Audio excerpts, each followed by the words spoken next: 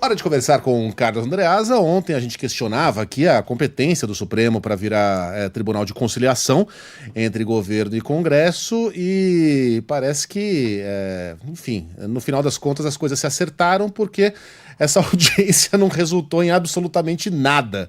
Andreasa, bom dia para você. Bom dia, Megali. Bom dia, pessoal, meus amores. Megali, é tudo, a palavra é essa, tá? Tá tudo errado. E é tudo, a palavra é essa que eu vou usar agora. É tudo muito bizarro. É bizarro. Então ontem nós tínhamos Alexandre de Moraes conciliador. Não tinha como dar certo, né? Tem uma contradição interna aí nessa definição. Alexandre de Moraes conciliador. Amplamente falando, a Corte Constitucional que promove conciliação. Isso não existe. Não é aceitável para qualquer matéria. Não é a função do Supremo Tribunal Federal. Falhou ontem. Falhou porque as partes não querem um acordo. O governo não quer um acordo sobre o IOF. Nós estamos falando de matéria. Isso é uma questão política óbvia. Estamos falando de decreto. É o poder de decretar. Se o governo negocia, se o governo cede, ele comunica que enfraquece a sua condição de decretar. Imagina se o governo aceitaria uma negociação. Então as partes, e aí as partes têm culpa, deixam na mão do Supremo Tribunal Federal a solução. Então a gente sai do lugar grotesco da Corte Constitucional conciliadora para o ministro do Supremo tributarista.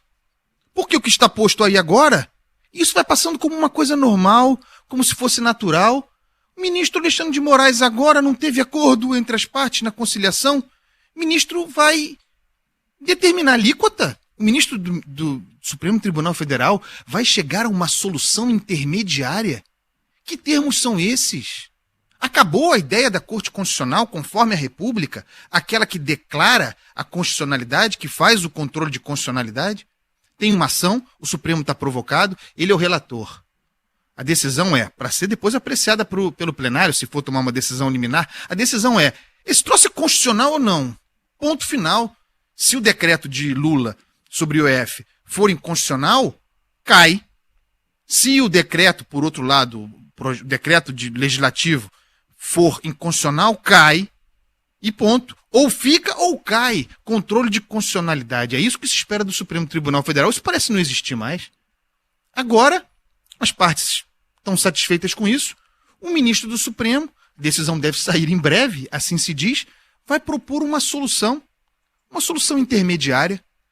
Então, o que será uma solução intermediária? É o IOF, que é um imposto de natureza regulatória. Ele vai ser um pouquinho regulatório para atender o governo e aí garantir alguma arrecadação, né? Vai ser um pouquinho regulatório no discurso e ele vai ser um pouquinho arrecadador. Então a gente tira alguma coisa e atende o parlamento, porque não pode ser arrecadador o IOF. É isso que a gente vai ver? Nada me surpreende, gente, porque nós já vimos o plenário do Supremo Tribunal Federal discutir quantidade de grama de maconha, mais um pouquinho, aumenta um pouco na balança, isso aqui, um pouquinho mais, um pouquinho menos, para decidir o quanto de grama de maconha seria tráfico ou para porte individual. Algo para o que o Supremo, obviamente, não está apetrechado de novo agora, de balança para a quantidade de droga. Nós vamos ver o Supremo deliberar sob a alíquota do IOF, quer dizer que o ministro do Supremo, Alexandre de Moraes, além de todo o papel que já exerce na nossa República, virou tributarista. Está tudo errado. Está tudo errado. Declara a constitucionalidade do troço ou a inconstitucionalidade, ponto final. E aí fica valendo a regra anterior, se for inconstitucional. Se for constitucional, vale o que o governo determinou. Novas alíquotas de IOF. Não vou nem entrar no mérito, vocês conhecem a minha opinião, já falei aqui várias vezes. Estão pervertendo, o governo perverte o IOF para fins arrecadatórios. Não poderia. Está errado, mas nem quero entrar nesse mérito, que erre o Supremo com a palavra final. O que é bizarro é a gente normalizar o ministro do Supremo, que vai ser agora um agente de solução intermediária, negociando no lugar das crianças que não resolvem os seus problemas. Depois vão reclamar do Supremo, que legisla, que ocupa o espaço dos outros poderes. Tem grande parte, e a atividade política tem grande responsabilidade sobre esse convite, ao qual, sejamos bastante francos também, o Supremo se dedica gostosamente, o convite para que o Supremo se expanda. O Supremo não diz não para nenhum convite de expansão. Esse troço é bizarro. Não pode ser tratado como normal. Onde já se viu isso? Era o que eu tinha a dizer, meus amores. Mas é isso, né? Acrescentar o quê? Porque onde tá tudo errado, você não consegue encontrar um chão sólido, né? Para iniciar uma reforma, iniciar uma conversa. Tá todo mundo equivocado, né? Desde quem não assume as funções que deveria assumir até aqueles que ocupam espaços que não são seus. É o caos. Pelo menos temos a nossa vitrolinha aqui para nos trazer de volta, ou melhor, para nos elevar e não nos trazer de volta ao chão, Andreasa. E aí não tem erro. Orro é ótimo. Não tem erro.